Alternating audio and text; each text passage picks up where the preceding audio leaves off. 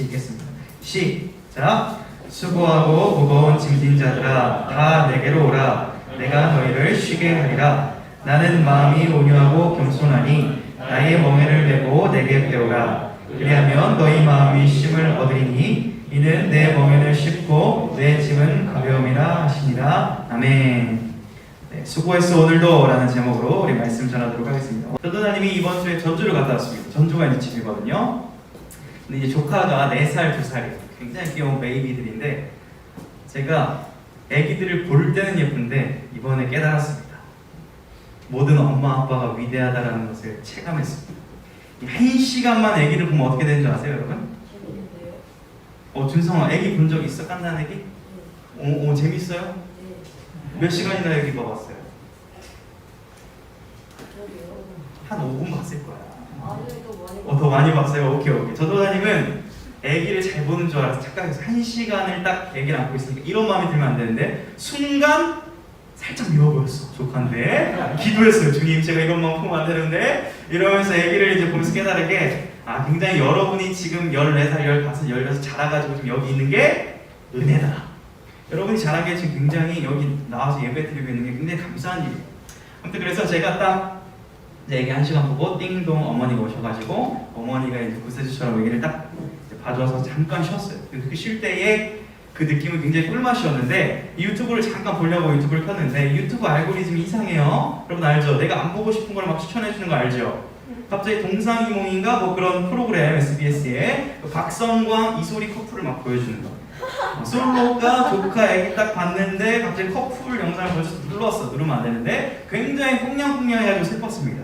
근데 제가 좋아하는 장면이 딱 나왔어요. 뭐예요? 좋아하는 장면이? 싸우는 장면이죠. 커플이 싸우는 장면 좋아합니다. 사진 하나 보면은 딱 이제 박성광이 설거지를 안 해놓은 거. 근데 아내가 이제 딱 일을 하고 들어왔어요. 근데 그릇을 깬 거, 설거지 하다가. 그래서 아내가 들어왔는데 인사를 했을까요? 안 했을까요? 인사를 안 해준 거야. 이거 치우느라고. 이게 문제였어요. 그 다음 사진 보면은 굉장히 또 미모의 아내신데 굉장히 서운해하고 힘들어했습니다. 왜 그랬을까요? 요즘 이거예요. 집에 올 때는 인사는 해줘야 되는 거 아니냐. 이거 기본이다.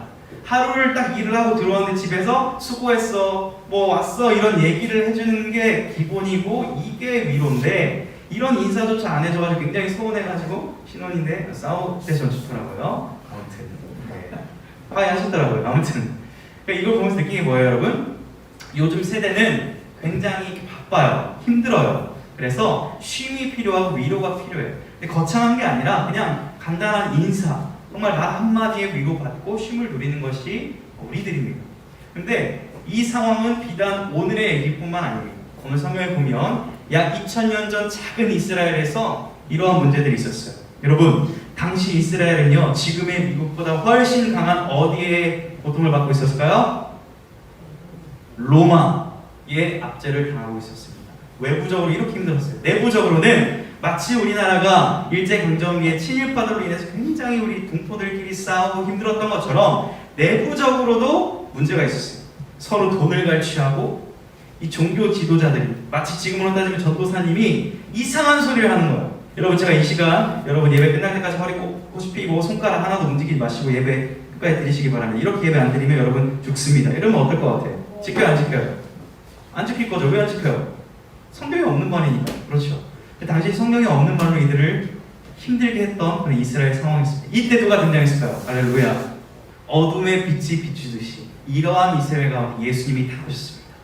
하나님의 아들이신 예수님께서 이스라엘 가운데 찾아오셨고 이 땅에 오셨고 가난한 자들과 함께 하셨고 병든 자들을 고쳐주셨고 죽은 자를 살리시면서 굉장히 소망 없는 인생 가운데 소망으로 찾아오셨습니다. 그 가운데 예수님이 오늘 이 말씀을 하신 거예요.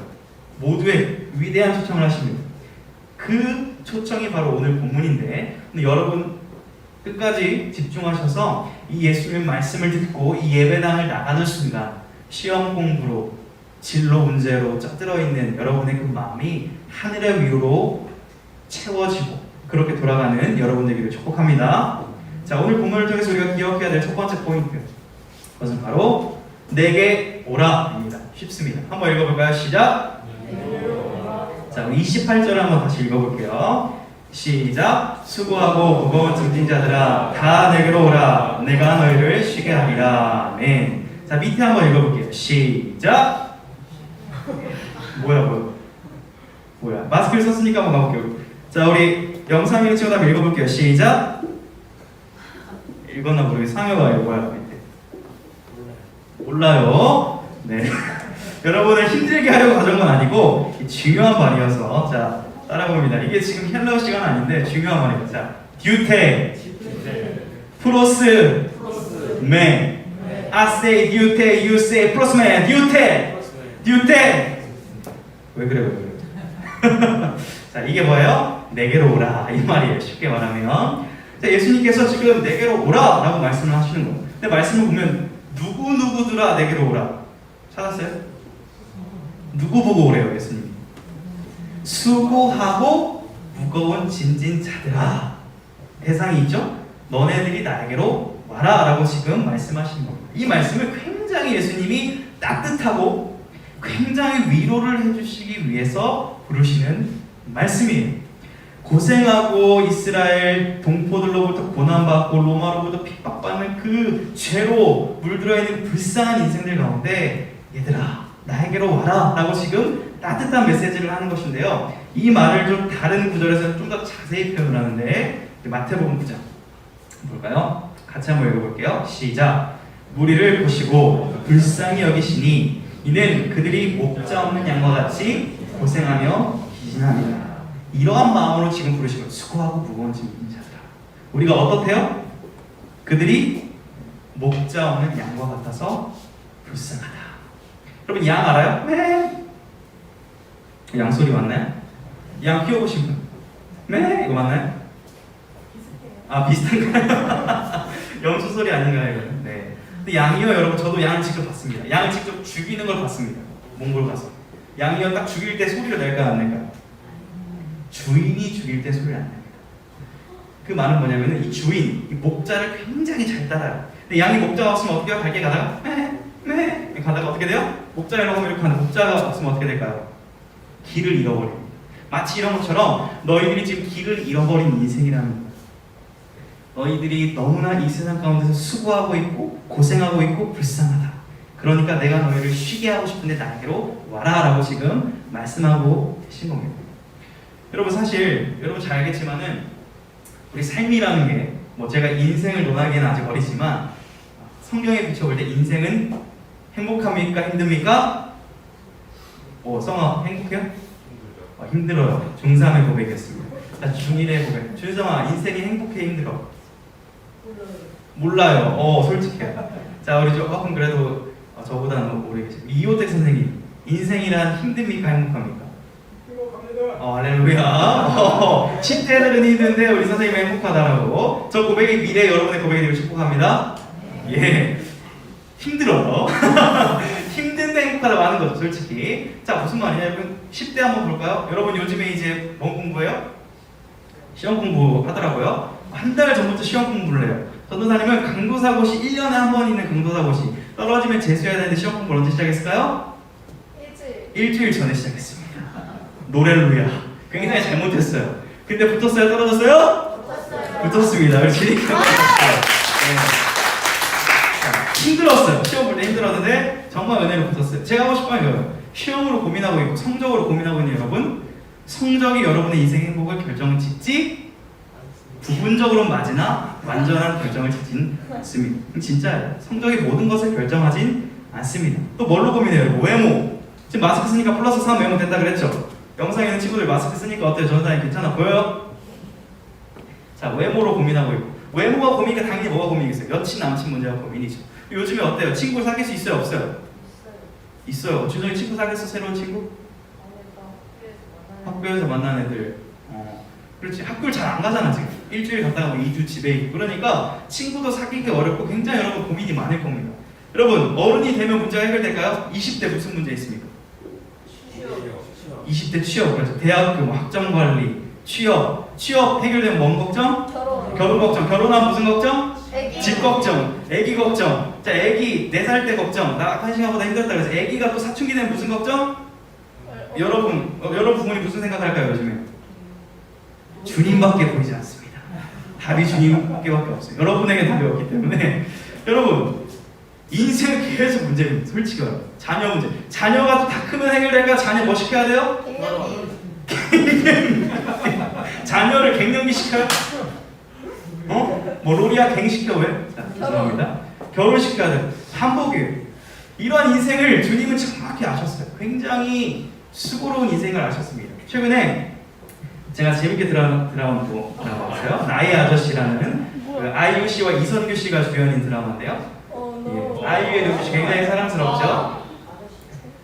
나의 아저씨. 이 드라마가 굉장히 사회 문제를 굉장히 잘 꼬집고 있고요. 굉장히 현실을 잘 분석하고 냉철한 진단을 내는 좋은 드라마 중 하나인데 여기서 아이유가 직업이 뭘까요? 기자 아니고요. 회사원인데 파견직이라고 비정규직인데 굉장히 불우합니다. 그래서 수단과 방법을 가리지 않고 돈을 벌어요. 알바하고 막 범죄도 저지르고 이 곱상한 얼굴로. 그런데 여기 이성균 씨는 어떨까요? 직업이 좋아요. 대기업 부장입니다. 대기업 부장이고 뭐 부족함이 없어요. 정직하고 성실하고 다 인정을 받습니다. 자, 근데 둘이 친해져요. 드라마니까. 왜 친해질까요? 서로 뭔가 맞아. 뭐가 맞을까요? 둘 다 서로를 어떤 마음으로 여기냐면 마치 주님이 우리를 불쌍히 여기듯이 서로 불쌍하다고 그래요. 서로가. 아니 파견직이 대기업 부장한테 불쌍하다고 하는 게 말이 돼요? 안 돼요? 표면적으로? 안 돼요. 표면적으로는 안 되는데 알고 보니까 드라마 다 봤어요? 네. 안 본 분들 보세요. 저 원래 설교 준비하려고 하는 이유가 예뻐가지고 끝까지는 아직 못 봤는데 아무튼 자 그런데 서로를 불쌍히 여겨요. 대기업 부장은 부장대로 힘들고 파견직은 파견직대로 힘들고 정말 힘들어요. 빚쟁이에 쫓기고 또 가정 문제가 있고 형들이 막 말 안 듣고 막 이런 게 있어요. 그때 아이유가 이성규 씨한테 한마디를 딱 하는데 이성규 씨가 이 말을 듣고 굉장히 녹아내리고 힘을 냅니다. 무슨 말일까요? 평안 전사님 파이팅 이런 말을 이제 이유가 했어요. 이 말로 힘을 냅니다. 여러분 저는 고백합니다. 아이유가 저한테 파이팅 하는 것보다 여러분이 저한테 카톡으로 전도사님 힘내세요 하는 게 더 좋습니다. 문제는 아이유한테 그런 문자가 올 일도 없고 여러분한테 그런 문자가 올 일이 없어요. 여러분은 왜 안 보내는 거예요? 전화 받으세요. 전화 안 받은 친구들. 자 아무튼 결론은 파이팅 이 말을 많이 들었단 말이죠. 근데 이게 그냥 파이팅 하면 영혼이 없으면 힘이 안 되는데 서로 그 상황을 너무 잘 아니까 그 사람이 파이팅 하니까 힘이 나는 이게 뭐예요? 서로의 상황을 잘 알고 불쌍히 여기는 마음으로 위로할 때 그 위로가 된다는 말입니다. 여러분 예수님께서도 우리의 이러한 상황을 너무나 잘 아시고 위로하시는 거예요. 얘들아 수고가 많지. 나한테 오면 내가 너를 쉬게 할게. 사랑한다. 나의 안에 거하렴이라고 이렇게 얘기를 하는 겁니다. 이렇게 말하면 전도사님 예수님 오케이 예수님 많이 들었어요. 역사적으로 사시는 것도 알겠고 예수님 얘기 맨날 듣는데 나랑 뭔 상관! 이라고 얘기하는 사람이 있어요 없어요? 있죠. 예수님이 뭐 나 수고했다 위로해줄게 나랑 뭔 상관 있습니다. 우리 말씀을 보면 예수님이 우리를 위로하실 수 있는 분이라는 게 말씀에 나와요. 히브리서 말씀을 보겠습니다. 시작. 그러므로 우리에게 큰 대제사장이 계시니 승천하시니 곧 하나님의 아들 예수시라. 우리가 믿는 도리를 굳게 잡을지어다. 우리에게 있는 대제사장은 우리의 연약함을 동정하지 못하실 이가 아니오 모든 일에 우리와 똑같이 시험을 받으신 이로되 죄는 없으시니라. 그러므로 우리는 긍휼하심을 받고 때를 따라 돕는 은혜를 얻기 위하여 은혜의 보좌 앞으로 담대히 나아갈 것입니다. 여러분 이 말씀이 뭐냐면요 예수님은 우리를 아신다는 거예요. 하나님이신 예수님이 우리를 아세요. 어떻게 할까요? 인간의 몸을 입고 오셨기 때문에 하나님이신 그분이 배고프셨고 추우셨고 가난하셨고 배신당하셨고 형제들로부터 미움을 받았고 사람들로부터 욕을 먹었고 심지어 어땠어요? 죽임을 당했습니다. 그렇기 때문에 그분은 우리의 인생의 모든 수고와 아픔을 그냥 외면하시는 분이 아니라 다 이해하시는 분이에요. 그분이 얘기하는 거예요. 야! 너네 너무나 수고하고 힘든 건 나 알아. 나도 경험해봤어. 그러니까 내가 널 위로해 줄 수 있어. 나한테 와. 다른 데로 빠지지 말고 지금 나한테 와라 라고 예수님께서 따뜻한 음성으로 여러분을 부르시는 겁니다. 여러분 예수님 앞으로 나아가시기를 축복합니다. 자 그런데 질문 하나 할게요. 여러분 지금 교회에 딱 나왔어요. 예수님 앞에 나온 거예요? 안 나온 거예요? 나온 거예요? 표면적으로 나왔어요. 중요한 게 있어요. 교회에 나왔다고 예수님 앞에 나온 건 아닙니다. 뭔 말이냐? 교회에 나와서도 여러분 지금 생각 가운데 롤 랭킹전이 있고 카트라이더 막 보컬 몬스터와 한번 하고 싶은 마음이 들고 중심이 딴 데 가 있으면 예수님 앞에 나온 거예요? 안 나온 거예요? 안 나온 거예요. 교회는 왔지만. 그러나 집에 있어도 마음의 중심이 우리 예수님 너무나 좋으신 분이야. 예수님 생각을 하고 있다면 예수님께 나온 거예요? 안 나온 거예요? 그게 바로 예수님께 나온 거예요. 중심은 뭐예요? 교회에 나왔을 때 지금 이 예배 시간에 졸립고 피곤하지만 끝까지 하나님의 말씀을 들으려는 그 자세, 예수님 앞으로 나아가려고 하는 그 마음이 예수님 앞에 나오는 행위라는 겁니다. 우리 예수님은요 지금도 여러분과 함께하고 있습니다. 한번 보세요. 보여요? 안 보이는 게 정상입니다. 보인다고 하는 친구들 좀 상담받아야 됩니다. 예수님은 우리와 함께 하십니다. 영적으로 함께 하십니다. 어떻게 말씀에서 표현하냐면 요한계시록 말씀을 보겠습니다. 이렇게 말씀합니다. 볼지어다 내가 문 밖에 서서 두드리노니 누구든지 내 음성을 듣고 문을 열면 내가 그에게로 들어가 그와 더불어 먹고 그는 나와 더불어 먹으리라. 지금도 여러분에게 말씀하고 계세요. 수고하고 무거운 짐진 자들아. 수빈아, 다윤아, 오랜만에 우리 형우야, 힘든 예서야, 예준아, 예수님께서 지금도 부르고 있는 거예요. 얘들아, 너네 지금 시험 공부 때문에 또 인생을 어떻게 살아가야 될지 잘 모르겠지? 괜찮다. 나한테 와라. 내가 책임질게 라고 지금도 말씀하고 계시는 겁니다. 여러분, 그렇기 때문에 여러분이 하루를 마무리할 때 좀 예수님 생각했으면 좋겠어요. 아까 이소리 씨가 집에 들어왔을 때 누군가 인사를 해줬으면 좋겠다고 한 것처럼 예수님은 여러분이 학교에 있을 때, 집에 있을 때 늘 함께하고 계십니다. 저는 사실 가장 외로울 때가 언제일까요? 주일날입니다. 주일날 여러분과 예배를 딱 드리고 집에 딱 혼자 가면은 어떨까요? 깜깜합니다. 불을 켜는 순간 뭐가 있을까요? 빨래거리가 쌓여있고요. 그 다음 설거지거리가 쌓여있고. 이것이 저를 딱 맞을 때 어떤 마음이 들까요? 외롭습니다. 솔직한 마음입니다. 그러나 주님이 이런 마음을 주실 때가 있어요. 오늘 하루도 수고했지? 너 나 생각하고 오늘도 예배 드렸니? 이렇게 물어보실 때가 있어요.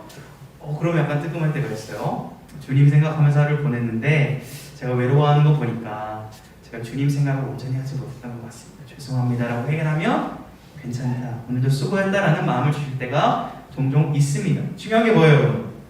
하루를 마무리하고 여러분 삶을 마무리할 때 꼭 예수님 생각을 하셨으면 좋겠습니다. 예수님은 여러분과 대화를 하고 싶어 하는데 여러분이 귀를 쌩 닫고 그냥 자면 어때요? 여러분을 그래도 사랑하십니다. 그런데 원하는 것은 그럼 예수님과 자기 전에 핸드폰 좀 멀리 던져버리고 예수님 생각을 하셨으면 좋겠습니다. 여러분, 자, 이제 두 번째로 우리가 기억할 것은 이겁니다. 오늘 본문을 통해서 우리가 들어야 될 예수님의 메시지 읽겠습니다. 시작! 내게 배우라. 첫 번째가 뭐였죠? 내게 와. 그 다음 두 번째가 내게 배워라 라고 말씀하세요. 자, 29절 한번 볼게요.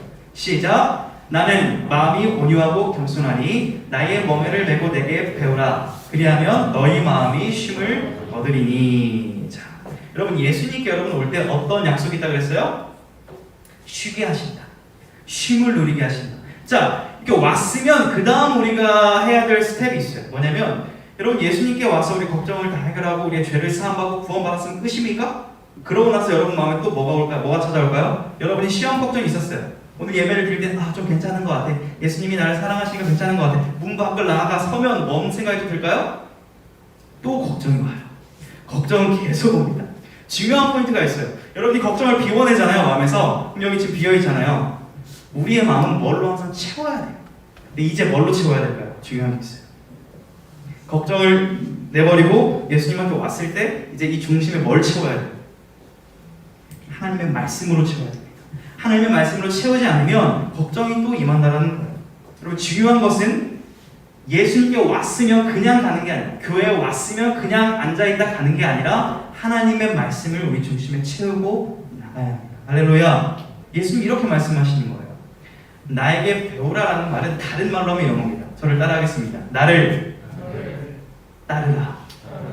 굉장히 자주 하시는 말씀이에요. 나를 따르라. 얘들아, 세상의 방식을 따르지 말아라. 세상에서 말하는 공부 열심히 해, 좋은 학교 가, 좋은 대학 가, 성공해, 돈 벌어, 그러면 행복해 라고 얘기하지만 나는 너에게 새로운 하늘나라의 도를 가르쳐주겠다.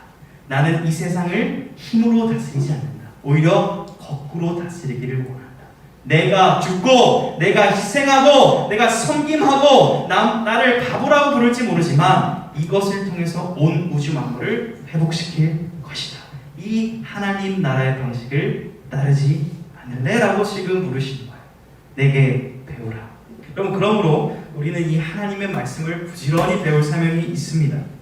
하나님의 말씀을 이렇게 듣고 나서 여러분 그냥 이제 나 예배 드렸으니까 끝이 아닙니다. 주중에 생각 좀 해보세요. 전도사님이 나한테 예수님께 오라고 했는데 뭔 말이지? 쉬게 한다고 했는데 진짜 내 마음에 쉼이 있나? 무슨 의미지? 고민하고 생각을 해보라는 말입니다. 가장 좋은 건 주중에 여러분 하나님의 말씀을 펴서 읽으면 좋은데 이 하나님의 말씀을 펴서 읽을 때 어떤 역사가 일어납니까? 여러분 가운데 졸음의 영이 임해버립니다. 맞아요? 아니에요? 밤에 그래 내가 말씀을 순종하는 마음으로 펴야지 딱 폈는데 하필 뭘 폈어요? 레위기를 펴버렸어. 동물을 잡아라, 각을 떠라, 뭐야 하고 자는 경험 있었어요? 없었어요? 그 경우가 있는 친구라면 그래도 말씀을 펴본 경험이 있는 거니까 축복합니다. 근데 이런 경험이 없는 친구 뭐예요? 다 걸렸어. 말씀을 펴보지도 않았다라는 거죠.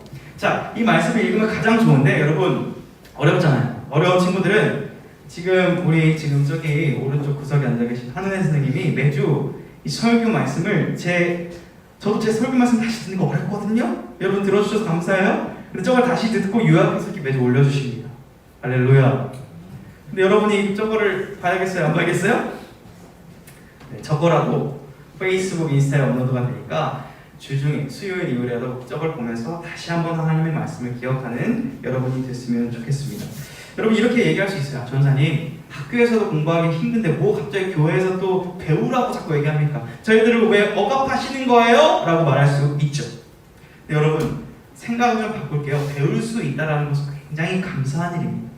그래도 누구에게 배우냐가 중요합니다. 여러분 학교에 좋아하는 선생님 있어요? 없어요. 싫어하는 선생님 있어요? 네. 왜 싫어해요? 많아요. 오, 솔직 토크야 지금 디힐 게임. 싫어하는 선생님 숫자가 3명 이상이다 손. 준성이, 승훈이, 상혁이는 학교에 3명 이상 싫어하고 좋아하는 선생님이 2명 이상 있다 손. 준성이는 좋아하기도 하고 싫어하는 호불호가 확실하구나. 그렇구나. 그래. 아무튼 여러분 좋아하는 선생님 과목은 공부 열심히 안 해요? 안 해요? 좋아하는 선생님 공부 열심히 하지 않아요? 별개죠.